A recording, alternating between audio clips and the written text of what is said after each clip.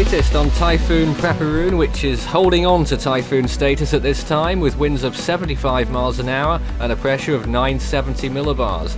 It's just passed near or over the small island of Tsushima in Japan, just in between Japan and South Korea, the island of Kyushu in South Korea. The storm's expected to move towards the northeast and turn post-tropical as it gradually weakens pretty soon, I should expect, but for the time being, typhoon warnings remain in effect. This is what we expect over the next few days, moving through Hokkaido as a post-tropical cyclone most likely later on this week, and then moving well out to sea. So obviously northern Japan will see some effects from this storm. Whether it's tropical or not is not really relevant, and you can just about see the next storm moving towards Japan there as well on that graphic at the end.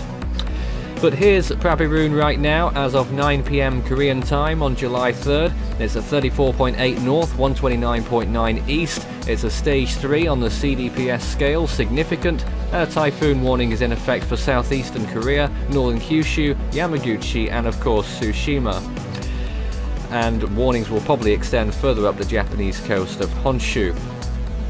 These are the chances of storm conditions in South Korea right now, though. You can see very high along the southeastern coast, but those chances are receding and the storm will be gone hopefully by tomorrow morning, maybe even by lunchtime. And then beyond that, there's not really too much going on, a little bit of cloud cover here and there, but it's back to normal, I suppose, until the next storm threatens the area, quite possibly coming into next week. But that's probably not what we're going to be worrying about for a few days yet. We'll see what happens with that. And then you can see a frontal system moving through as well there at the weekend. Sea surface temperatures right now are around 25 degrees Celsius where the storm is, so it's only borderline for tropical cyclone development, and it's going to take its toll even more on Prapiroon, which is struggling as it is. Wind shear is in its favour right now, but high amounts of wind shear linger further to the northeast.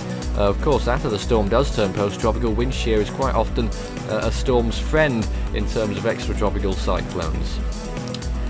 So here's the latest right now. You can see that it's barely hanging on to that convection that it's got at the minute as it continues to move through the islands. You can see maybe southeastern Korea still having some significant rainfall as well as Kyushu, but that will slowly begin to wane. But the storm's winds, it's got quite a large, well, not a huge wind field, but large enough, a substantial wind field, which is reaching both coastlines, and as it moves further towards the northeast, that will continue to have its effects on the coast of Japan. But for Korea, it's pretty much it for now, overnight. You can follow Force 13's outlets, the website force13.com. You can also find our YouTube page if you're not there already. Force 13 on YouTube, subscribe if you haven't. You can also find our Facebook page under the same name, and we're on Twitter. It's @Force13, our handle, if you'd like to follow us and engage with us there. You can also help the project become even better by becoming a patron on Patreon, where you can find more information and rewards and benefits from that as well, with a big thanks to Jesper and Sven Turhe Bang for their recent contributions on the project. It's looking very good indeed, and we hope to bring more content in the future. You can also find Force 13 on Skype and my personal account, Fool13, at extension 9094 on Discord for tropical weather chat.